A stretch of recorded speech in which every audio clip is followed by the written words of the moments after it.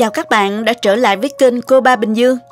Hôm nay chúng ta sẽ dùng nguyên liệu cà tím quen thuộc để làm nên món ăn đặc biệt vô cùng đẹp mắt. Mùi vị lại rất ngon và dễ ăn. Kỹ thuật cắt cà tím đơn giản, tạo ra hình thù lốc xoáy độc đáo, vừa đẹp vừa tiện khi ăn. Cà chiên rất ít thấm dầu, sốt thịt ba rọi thơm lừng, kích thích vị giác mạnh. Thành phẩm trình bày đẹp mắt nhưng chỉ toàn những nguyên liệu gần gũi. Món ăn dùng cho bữa ăn gia đình hay trên bàn tiệc đều hợp. Nào chúng ta cùng nhau thực hiện ngay nha. Mời các bạn tham khảo qua thành phần nguyên liệu rất đơn giản trước khi thực hiện. Các bạn cũng có thể xem nguyên liệu mình có để ở phần mô tả bên dưới video này nha.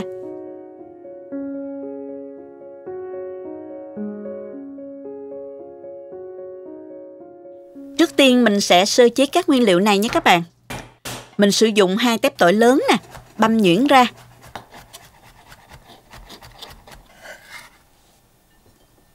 Tiếp theo là một ít gừng, khoảng 10g ha các bạn. Mình băm nhuyễn ra luôn.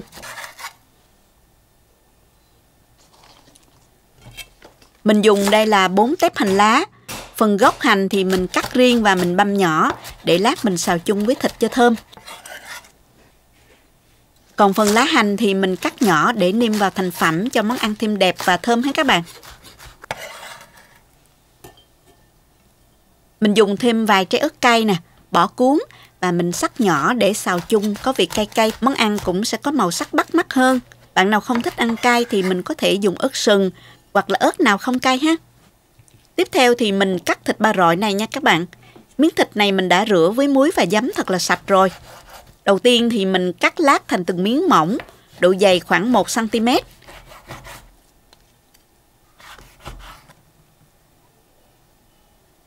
Sau đó mình cắt nhỏ theo chiều ngang khoảng 1 cm thành những miếng thịt nhỏ dài như thế này nha các bạn.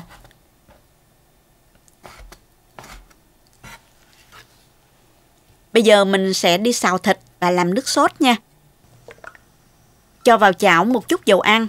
Đợi dầu nóng thì mình cho tỏi nè, gừng và hành lá vào. Phi lên cho thơm. Sau đó mình cho thịt ba rọi vào. Xào lên cho đến khi thịt nó săn lại và bắt đầu ra mỡ.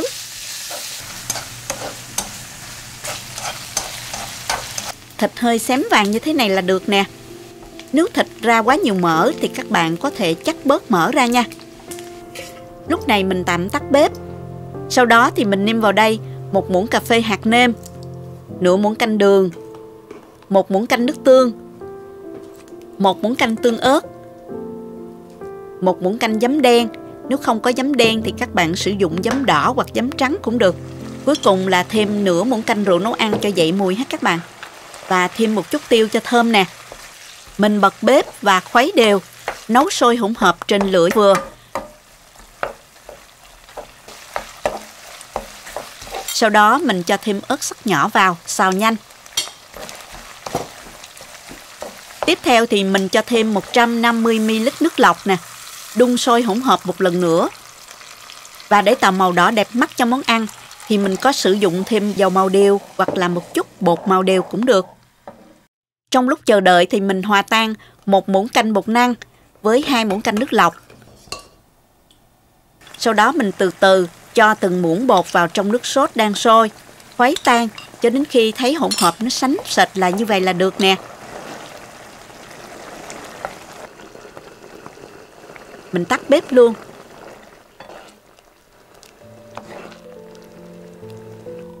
Bây giờ thì mình đi cắt cà tím. Trước khi cắt thì mình chuẩn bị một thau nước lạnh, cho vào 1 muỗng cà phê muối để mình ngâm cà cho khỏi bị thâm đó các bạn. Mình dùng cà tím giống to và dài như thế này. Một quả này thì nặng khoảng nửa ký đó. Đầu tiên mình cắt bỏ phần đầu nhỏ.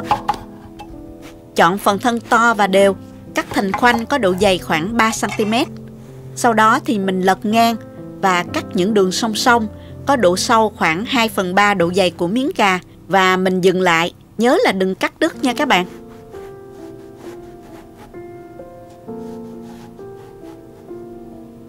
Tiếp theo thì mình lật qua mặt còn lại, bỏ 2 lát đầu. Mình bắt đầu cắt những đường song song, xen giữa những lát cắt lúc nãy từ vị trí thứ 3. Các bạn có thể theo dõi hình minh họa trên màn ảnh để dễ hình dung hơn. Những nhát cắt song song ở hai mặt sẽ tạo thành những đường xéo đan xen nhau.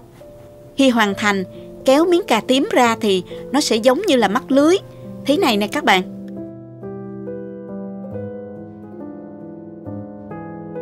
Còn phần bên cạnh thì sẽ tạo thành hình zigzag rất là đẹp mắt.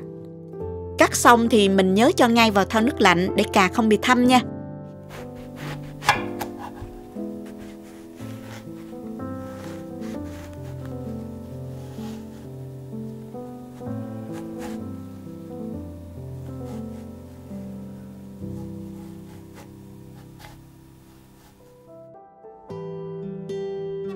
Việc tạo hình có phần cầu kỳ, nhưng làm quen tay cũng nhanh lắm các bạn. Thêm nữa sẽ giúp món ăn dễ thấm gia vị và cũng rất dễ dùng khi ăn nữa. Mình đã cắt tạo hình xong rồi đấy các bạn. Mình ngâm hết vào trong thau nước này. Bây giờ mình chuẩn bị nguyên liệu áo bột với cà trước khi đem chiên nha. Đánh tan 3 quả trứng nè và chuẩn bị một ít bột chiên giòn hết các bạn.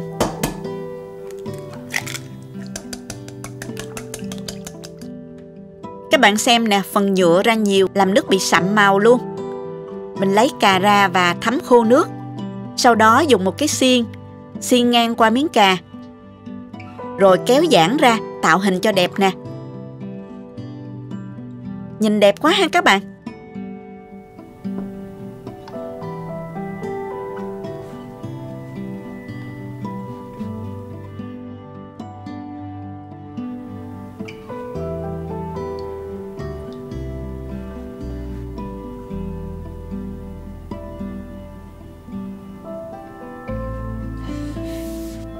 Sau đó thì mình dùng muỗng tưới trứng đã đánh tan vào áo đều trên miếng cà.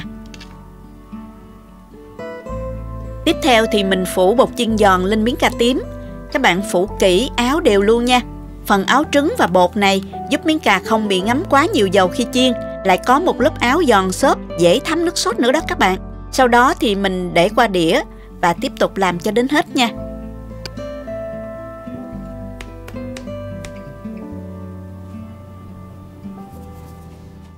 Cuối cùng mình chỉ còn bước chiên giòn nữa là xong. Cho dầu vào chảo, cho nhiều một chút để chiên cho nhanh ha các bạn. Khi dầu sôi thì mình cho cà tím vào chiên vàng.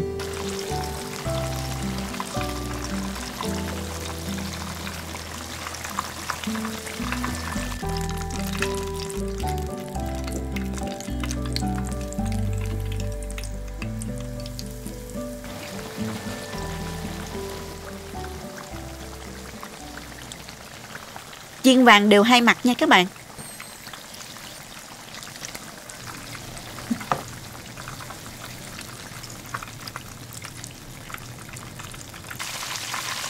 Sau đó thì mình vớt ra để cho ráo dầu và trình bày ra đĩa luôn nha.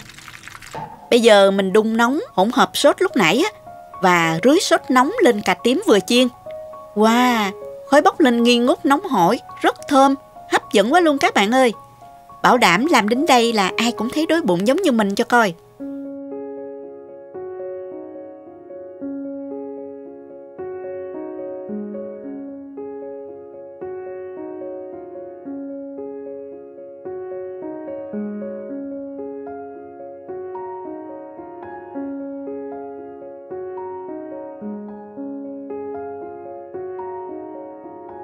Rắc thêm chút hành lá cho món ăn thêm thơm và đẹp mắt nữa nè. Món cà tím chiên giòn với nước sốt đặc biệt, nhìn thôi đã thấy thèm rồi các bạn. Món ăn với đủ màu sắc hấp dẫn, màu tím của cà nè, màu đỏ của sốt, màu xanh của hành lá điểm nhẹ nữa. Ai mê cà tím thì biết rồi á, vị béo béo thơm ngọt của cà, hòa cùng chút mặn ngọt vừa phải của sốt thịt, cán chút thịt ba rọi giòn thơm, thêm vị the the cay cay của ớt nữa. Phải nói là một sự kết hợp chuẩn mực, làm bùng nổ vị giác luôn đó các bạn ơi. Cách cắt cà tím đẹp mắt, giúp dễ dàng giã cà tím khi ăn. Trứng và bột áo đều giúp cà tím không hề bị ngấm dầu gây ngấy. Hơn nữa lại tạo lớp vỏ giòn xốp, giúp thấm đều nước sốt bên trên. Quá ngon và đơn giản để thử làm vào dịp cuối tuần này đãi cả gia đình hết các bạn. Chúc các bạn thành công với món cà tím chiên giòn sốt thịt đặc biệt này nha. Có bất kỳ thắc mắc hoặc phản hồi gì nhớ comment bên dưới cho mình biết với nha.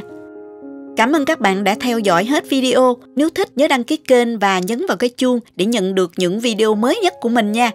Các bạn cũng có thể truy cập website cobaBinhdương.com để xem các công thức dưới dạng bài viết. Xin chào và hẹn gặp lại các bạn trong những video lần sau nha.